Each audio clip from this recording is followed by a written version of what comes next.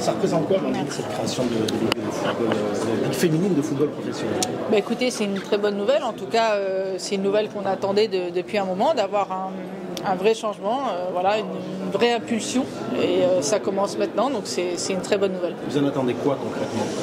Bah, beaucoup de choses. Après, on sait que ça ne peut pas se faire en quelques semaines. On attend beaucoup de choses. On sait qu'il y a une vraie volonté d'amener du changement, d'impulser une nouvelle dynamique.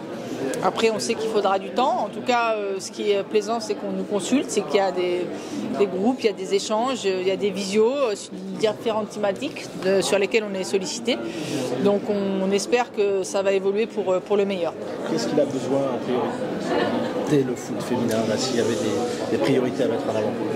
Bah, il faut le rendre attractif avant tout. Pour moi, la grande priorité, c'est ça, c'est de faire en sorte que les gens se déplacent, que les gens allument leur télé et mettent la bonne chaîne pour nous, et qu'on puisse commencer à générer un marché autour de cette discipline qui, pour moi, sur le plan footballistique, tactique, technique, athlétique, est différent du football masculin, mais n'a rien à envier.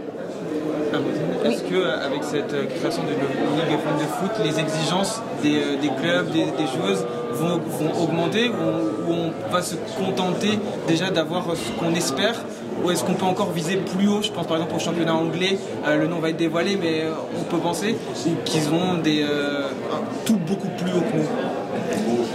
Bah, c'est sûr que pour l'instant ils sont devant, on ne va pas se mentir, dans la gestion de leur championnat, le marketing, les affluences, ils sont devant. Après, comme je le dis, je pense que sur la qualité pure du contenu footballistique, ce qui doit être quand même notre fer de lance, on est meilleur. Je pense qu'on est encore au-dessus en termes de qualité.